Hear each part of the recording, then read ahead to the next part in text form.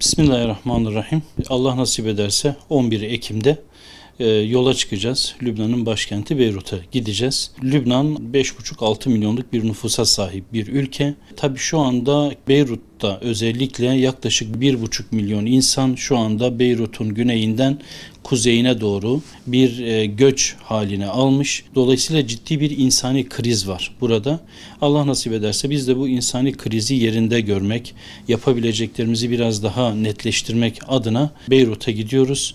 Özellikle insanların Beyrut'un kuzeyinde konuşlandığı yerlere gideceğiz. Şu andaki hazırlıklarımız, çadır hazırlıklarımız var. Orada çadırlarımızı kuracağız. Daha sonra yataklar, yorganlar, yastıklar başta olmak üzere bu ihtiyaçlarını gidereceğiz. Bunun yanı sıra gıda ihtiyaçları var. Orada ciddi bir gıda ihtiyacı da var. O gıda paketlerimiz olacak. Orada dağıtımlarını yapacağız. Bunun yanı sıra temizlik kitleri dediğimiz çocuklar ve bayanlar için olan temizlik kitlerimizi de dağıtacağız inşallah. Böyle bir genel bir çerçevede bir çalışma yapacağız Allah nasip ederse. Bildiğiniz gibi bundan birkaç gün önce Sayın Cumhurbaşkanımız da İsrail ile ilgili bir tehlikeyi dile getirdi. Bu Türkiye'de en üst seviyede yapılmış bir çağrıydı. İsrail yakın bir zamanda Türkiye'nin sınırlarına dayanacak. Bu böyle görünüyor. Zaten Suriye'deki savaş da bu işin aslında bir parçasıydı. Şimdi Gazze'yi insansızlaştırmaya çalışıyorlar. Lübnan'ı insansızlaştırmaya çalışıyorlar. Yani bölge ülkelerinin tamamı bu tehlike ile karşı karşıya maalesef.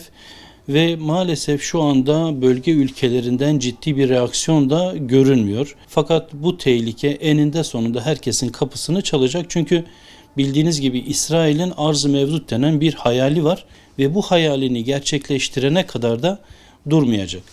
Bu hayalini gerçekleştirmek için de Amerika'nın silah depolarını kendi depoları gibi kullanıyor ve Amerika bu konuda kendisine açık çek vermiş. Dolayısıyla bu tehlike, bu yakın tehlike maalesef bütün bölge ülkelerini çok ciddi bir şekilde etkileyecek gibi görünüyor. Şimdi Gazze'de yaptığı katliamın benzerini burada da yapmaya çalışıyor. Fakat burada bir Hizbullah faktörü var. Hizbullah ciddi bir direniş, dünyanın en büyük gerilla ordularından birisi olarak kabul ediliyor ve İsrail'i çok ciddi rahatsız ediyor. Aslında biz eskiden beri söylediğimiz gerek Hizbullah olsun, gerek Hamas olsun ve diğer mücahit grupların tamamı İsrail'in önünde bir set gibidir, bir baraj gibidir. Bu barajın yıkılmaması lazım. Dolayısıyla burada bize düşen ciddi bir sorumluluk var. Hem bize hem dünyadaki ve Türkiye'deki diğer STK'lara. Elhamdülillah Türkiye bu konuda gerçekten iyi bir yerde.